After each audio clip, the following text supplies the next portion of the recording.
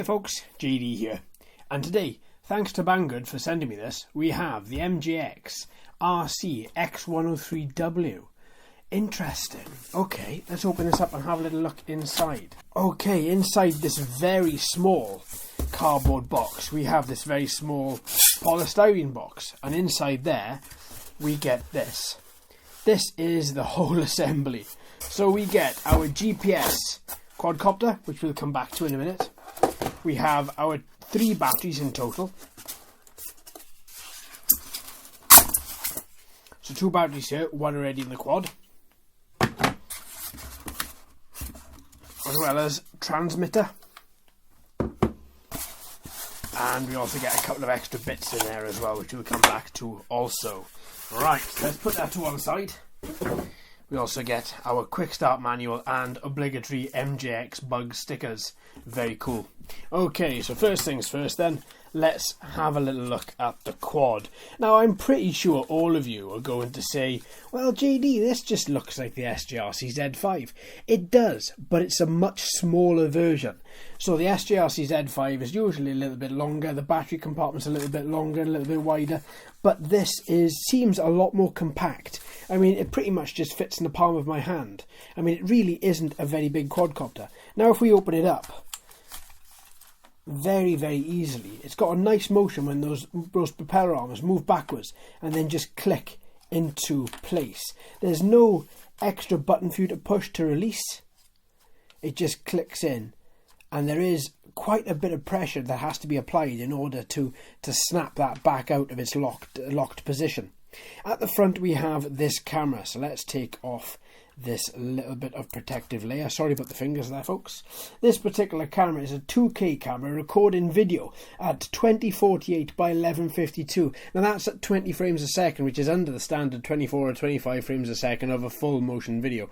That could be quite distressing. It could mean that the video itself is quite jerky or quite slow or seem quite laboured. Now, with this particular quad, from the camera, it is adjustable by the transmitter, by the way, so it is motorised. So you can move out underneath itself, and it obviously can record directly in front. Now, when you do, same as any quad, when you pitch this quad forward and back, this camera lens needs to be pointed properly so you can see out of it. And then if we look at the top, we have this lovely dome. Next, written on the top, we have X series. Then we have the battery. Now, these particular batteries are small. 7.6 volt, 1100 milliamp hour batteries, apparently. Let's just double check that. That's right. And these batteries give you a flight time of 14 minutes without any wind. Now, that's a little bit troubling, considering every single time I've flown for the past month and a half, we've had a windy day. Now, each of these batteries, there are 3 in this particular pack. There are multiple different batteries you can get. You can get the single battery version, 2 or 3 battery pack. Each of these batteries takes 2 hours to charge. You've got a micro USB port on the side, which is very, very standard for these particular batteries. Just whack in a micro USB cable and just watch it charge, pretty much. You have your identification, your LED notification lights on the top of it as well. When all 4 lights are full, then the battery's fully charged. That's what the inside of the battery bay looks like. Looks pretty standard. Nothing too different to what we've seen in the past. Battery just clicks in. You've got 1 button each side. Push them both in to release the battery. Very, very simple. Obviously, you have a nice little GPS badge at the back here, just to remind people that it is actually a GPS quadcopter. There's the back of it, very plain, very standard. And then we come to underneath it. So underneath it, this is what we have. We have the vision system underneath here, as well as, I think, we have optical flow there as well. Now, this vision system we're going to be trying out when we do actually take this out. We're going to be seeing exactly what it does and how stable and how well this works. Now, it does say on the bottom here, if I just bring this a little bit closer, please use a memory card above class 10. So class 10 or above fits inside this micro USB card writer, which is on the camera module here. Now, the camera module looks like it can be replaced. There are a couple of little screws dotted around, so you may be able to replace this module should it get damaged. That being said, I only bother with class 10 SD cards, so that's not going to be a problem for me. Note as well that the file system required to operate, or the file system required on the SD card rather, is FAT32. So if you're trying to format it as HFS, NTFS, FAT 16, it isn't going to work. It has to be FAT 32 in order for it to actually record properly and to save the videos and save the photos that you take.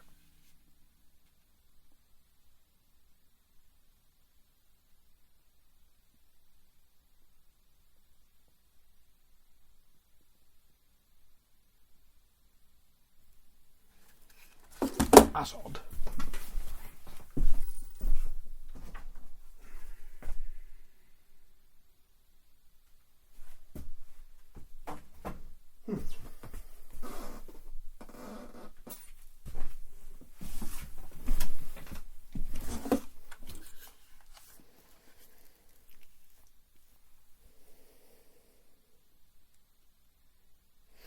Okay, so some of the features of this particular quadcopter are that obviously you have GPS.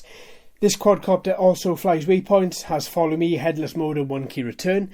Also to say that the FPV distance of this is 400 meters, apparently. I would have that, as I do with all FPV distances and remote control distances.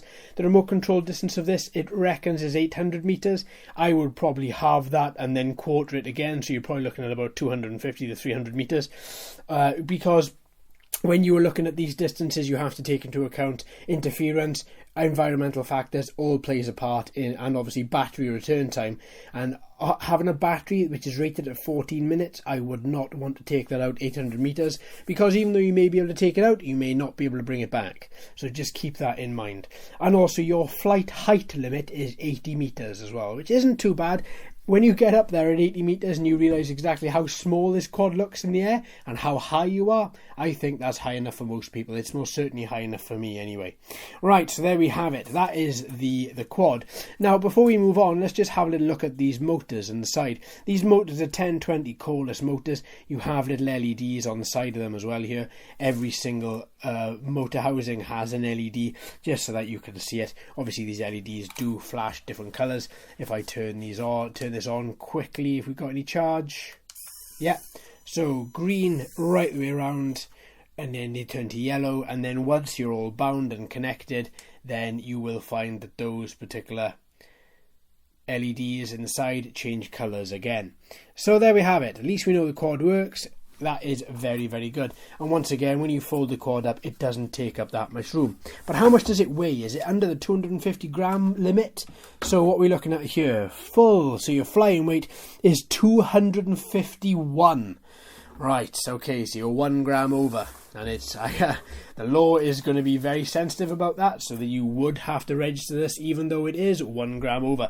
If I remove this little tag, it's probably going to be under the 250 gram mark, I would have thought. Let's have a little look.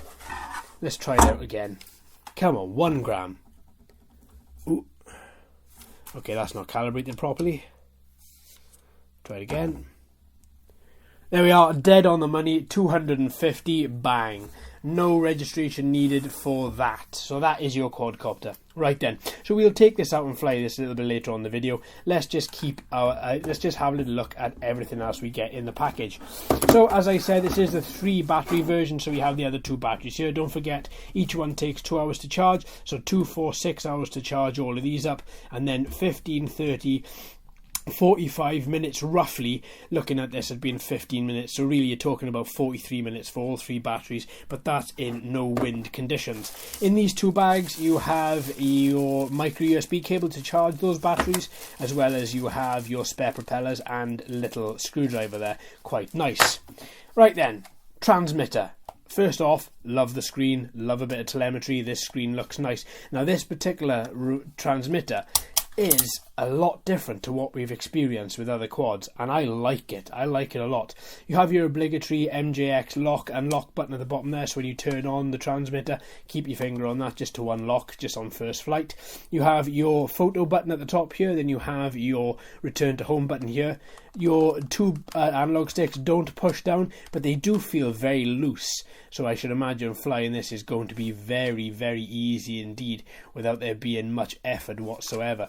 Antennas, right, the golden question: are these real or are these fake? I can see a cable running up them. on the inside there, I believe these to be real. I can actually see a cable running up on the inside there, and I can see what I believe to be a cable running up on the inside there as well. So I'll double check that for you. I can certainly see one this side. So I believe those antennas to be real, which is nice for a change. Now, on the top here, pull this up. This is where your smartphone goes. It just sits in there inside a little FPV boom, which then collapses back inside the transmitter. A couple of keys that you have at the top here. Starting off at the left, you have auto takeoff, auto landing. Then you have a swivel button that doesn't seem to move, and then the other side you do have a swivel button. I'm guessing this one is for the gimbal, as well as you have your LEDs on or off, and you have your high and low speed settings there. No buttons on the back. This particular transmitter does not have an internal battery by the look of it, but although the battery bay can be accessed, there we go, you need 2 AA batteries in order to function. There we go. It also has 2.4 gigahertz remote control device. There's the FCC ID on the side, and you have your GPS on and GPS off button on the right hand side there as well. So that's quite funky. Should you want to, if you have a very nice still summer day, you may as well turn off GPS, go for a nice little short flight, or you can turn it on to ensure that when you do hit the return to home button, it comes back. I'm looking forward to seeing how this LCD screen works. I'm hoping that's a film on the top of this as well. Yes, it is, very much. Beautiful, look at that. Lovely. Right, okay. And then of course you can just fold in your little transmitter pads there, which help you to grip your transmitter as you use it and as you fly your quad. So hopefully that's going to work quite well. Okay, so there we have it. That is the quad, the transmitter, and some of the accessories. Now for the manual. So the manual, as I say, comes with the obligatory bug stickers there, should you want to stick them on everything. And inside that pack you have, excuse the glare of the lights there, I will be getting more lights just to let you know. Inside here you have a quick start guide, and you have a user manual. Now MJX user manuals are pretty good. They go step by step how to use your quad, exactly what side your drone is at, smart return to home, as well as talking you through all of your transmitter and all of your quadcopter, including that basic flight, what to look for, and operating the quad as well. All in all, I think their MJX manuals aren't really that bad. They go into a lot of detail, and I think they should definitely be read before you do fly. Likewise, the quick start guide, just for those people that don't really get on with manuals, it takes you through the most important parts, including your QR codes for your quad app. The app on this is MJX GPS, just there, so you can either scan it or you can search for it if you'd prefer. But either way, you get 2 manuals, have a little read of them, see what you think, as well as you get all your accessories that I've listed and that you can see here with the 3 battery pack. Alright then, my friends, let's now go on to the next bit, which is the flight test. Alright then, folks, we're going to see whether we can take this up. This weather is so bad. It's just started to pick to rain. I'm hoping it's going to blow over, because quite literally it's going to be rain for the next week and I'm not going to be able to fly. So I'm going to try and see if I can get at least half a battery's worth done. So my phone is splash proof, so we should be okay. I'm just not looking forward to not being able to fly for a while, so I'm going to give this the best possible push I can and see exactly what we can do with all of this. But yeah, I think for the time being we're just going to have to play it by ear. Maybe I'll have to stop, but we'll have to see. So I've turned on the quad, I've turned on the transmitter, I've kept my finger down on the unlock button as standard, as this is an MJX quad. What that will do then is it'll allow you then just to bind directly to the transmitter. Then I'm going to open up the Wi-Fi and I'm going to connect it directly to the open Wi-Fi network there, which is this time, quite strange enough, does not have MJX in the name. It's just called Drone 6A5E9D, quite strangely. So I've bound that, and then I'm going to open up the MJX GPS app. I'm going to try and see if I can get that ringer to start. There we go.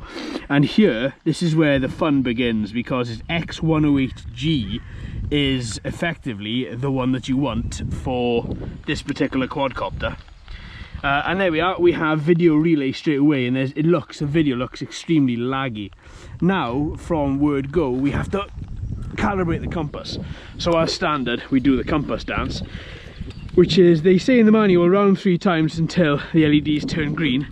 then turn it up with the camera facing upwards, and then turn it again until, there we are, you get red at the front solid and yellow at the back solid, and that should mean now that we start to see on our little screen here, we start to see the oh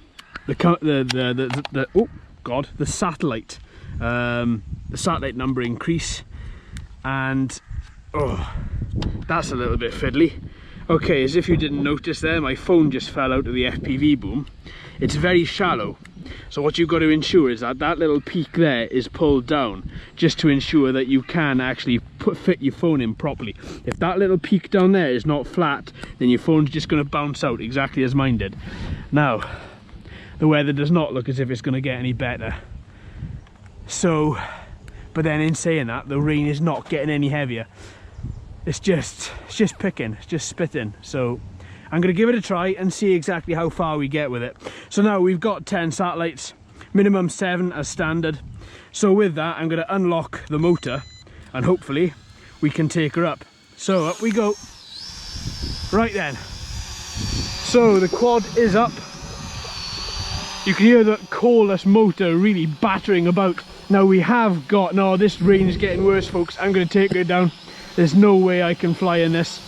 I'm going to take her down and see whether the rain will clear. Okay, looks like the rain has actually stopped a little bit, so I'm going to give it a try. It's picking ever so slightly, but I at least want to see if I can get a little flight in. Even if again I've got to stop it, I at least just want to see how it goes. So we've got this awful cloud coming in, and we've got this storm that's going to be hitting us for the next week and a half. So I just want to see whether I can. It's I don't like flying when it's picking the rain, but I'm going to give this a shot and see exactly how well it does. So we're up. This is the MJX. Now, just to give you some environmental news from where I am around here, it's picking to rain, very light, so I might stop it if it gets any worse. And also just to let you know that we also have winds of up to 13 miles an hour, which may not be great for the coreless motor, but at least I'm going to give it a shot and see how it fares. So to begin with, let's increase that speed a little bit. Now we've got optics working. Underneath you can see the white lights, the white LEDs underneath the quadcopter. If I just come a little bit closer, see right there, you see the LEDs are on, so you can see exactly where the quad is. Obviously it helps a little bit. Now we have got a lot of fiddly controls, and with this particular with this phone being here, it's very difficult to get at these two controls either side. So I'm going to see whether there is anything I can do to obviously make that a little bit better. Now if you click and hold, that's where you get your speed controls. If you click once, that's where you get your LED. So I've just clicked and held and put it into high mode. This has given me quite a quite a fast, nippy little quad. In slow mode, I wouldn't be cutting through this breeze that we have here today at all. It would be very difficult to. If I just show you, so click and hold again, out of speed mode, and there we go. Oh, actually, I tell a lie. Look, it's cutting right the way through, but I can definitely tell, and I'm sure you can see that it's most certainly not as sprightly, it's not as quick as it was. If I just click and hold again, put it into speed mode 2, which is high mode, then you can definitely see that is a little bit quicker. The angle of attack certainly has altered quite a bit. Now what I'm going to do, I'm going to bring her down a little bit. Let's have a little look at this camera. As of yet, it doesn't look great, and that usually is a sign that maybe the output is a little bit better. Usually if the quality is excellent on the phone, then normally it means that the quality when I see the raw footage is going to be awful. Now I don't know that to be true, obviously, not with everything, but I can certainly give it a shot. I'd certainly what I usually see. Now there is a lot of drifting going on. A lot of drifting going on, but obviously I am quite low to the ground as well, so therefore the quadcopter is going to be buffeted. So I'm going to raise it up a little bit, and I've just altered the gimbal. And by altering the gimbal, I'm going to take a couple of photos just by clicking the photo button.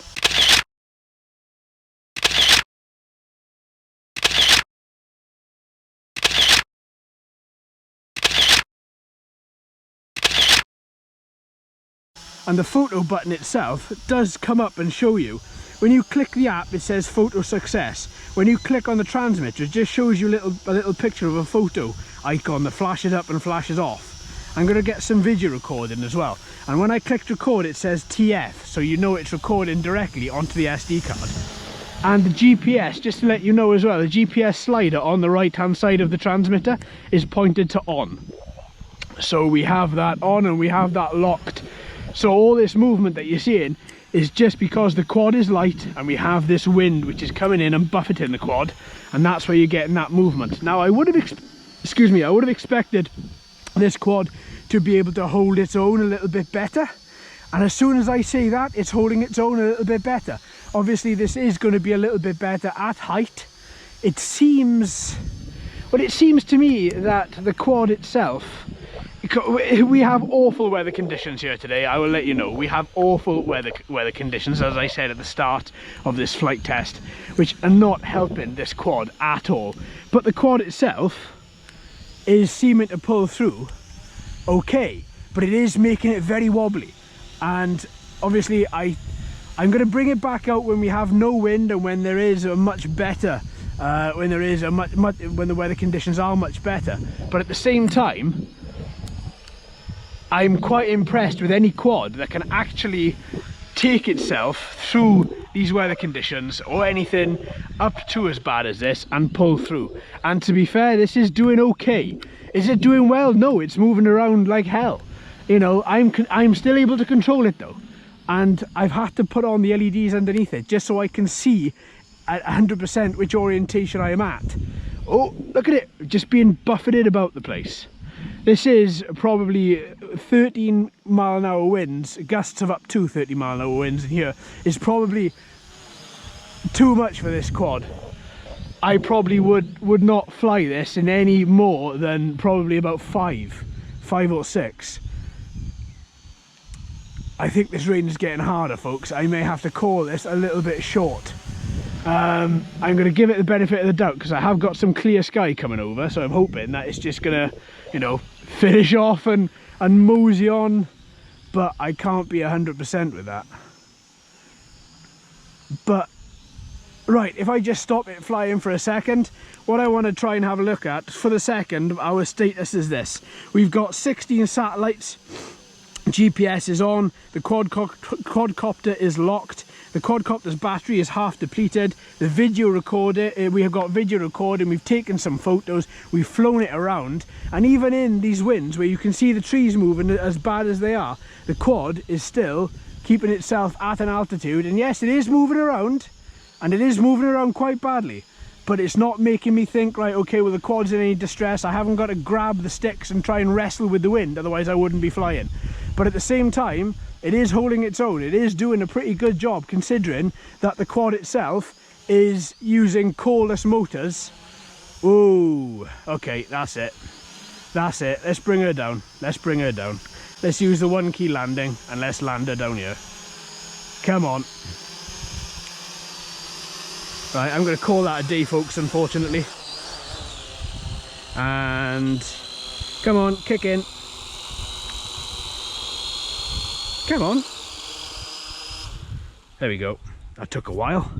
Oh, yeah, this weather is not getting any better. I'll stay out here for another 10 minutes or so and see if the wind and the rain does subside a bit, and if it does, I'll take it back up.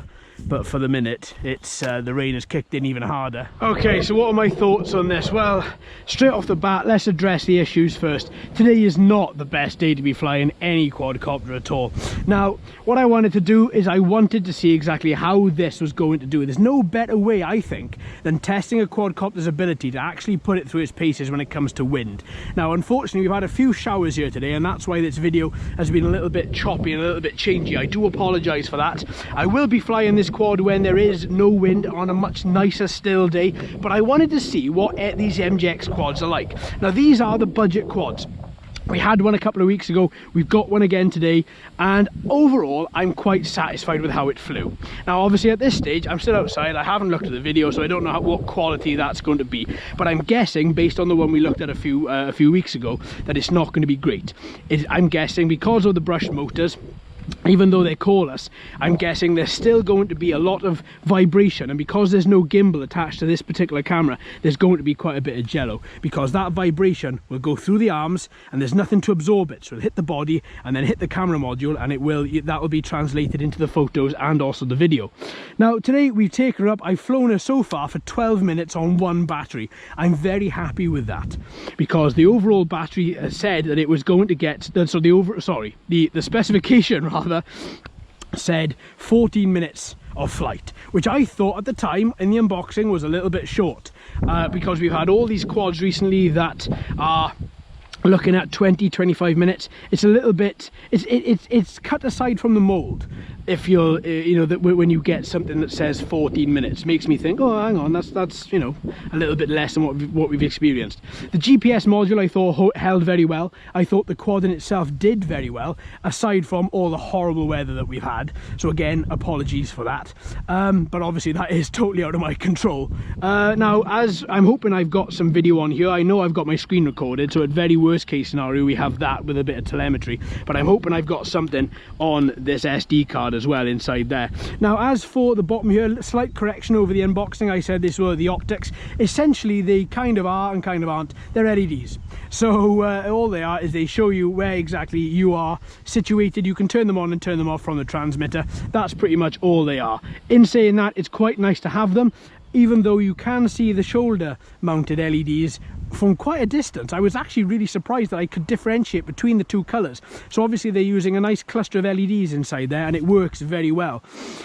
Overall, I think this is a superior quadcopter to the previous one, just because it flies a lot nicer. I think it seems a bit more refined. To be honest with you, when you take apart all of this, it's probably exactly the same quad, but I just get the impression this flies a little bit nicer. And the nice little addition is this transmitter. Now this transmitter has a nice little telemetry screen in it that shows you a lot of what's going on, including you've got the battery of your quad, the battery of the transmitter, whether the GPS is on or off depends on the switch on the side. You've got low or high speed, depends on what, if you're in speed mode 1 or speed mode 2 essentially. Mode 2 shows you that you've got left hand throttle, distance and height as well. So all in all, you've got everything that you need there, as well as you've got your transmission of your quadcopter range and your transmission of your transmitter range as well, so you can see your signal strength.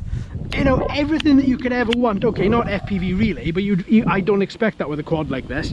Everything that you could ever want is inside there, and I can't fault that. I think that is brilliant, and I think it's a very nice addition to it as well. The transmitter worked very well, very, very nicely. I'm really a fan of this. One thing I would like to see is not the fact that I've got to put AA's in there. I'd like there to be an internal battery so I could just charge that. If that was the case, then this would be the best transmitter that we've had with the quadcopter in the past couple of months. But because of the fact that I've got to put batteries in, it's not the end of the world, but it is something I noticed as being a bit, well, naff. So that being said, the complete package, I like it a lot. I had the 3 battery version, as I said, and so far I've done in 1 battery. I'm going to be trying to cut the other 2 batteries as well and see whether we get the same sort of time from there, but I'm going to wait, I think, until we get a little bit nicer weather. So this week, the rest of the videos, we're going to be looking at the app deep dive and seeing exactly what the app can do for us, how it helps us in our flight. We're also going to be looking at the video and photos, a little bit of analysis on that to see exactly how that goes, and then I'm going to look at this versus the SGR CZ5. They're essentially the same quad, maybe 1 or 2 little things are different, and we'll see exactly how that goes. And then when the weather clears, we're going to come back out and we're going to look at a couple of other things as well with this quad and see exactly how else it fares, and I'll obviously give you an update on that as it goes along. Alright then, my friends, I hope you've enjoyed this. Thanks ever so much for watching and listening. I've been JD, you've been fantastic as always. If you haven't already, please like and subscribe and ring that bell too. Hello and welcome to all the new subscribers. I hope you're enjoying the channel. So until next time, my friends, happy flying.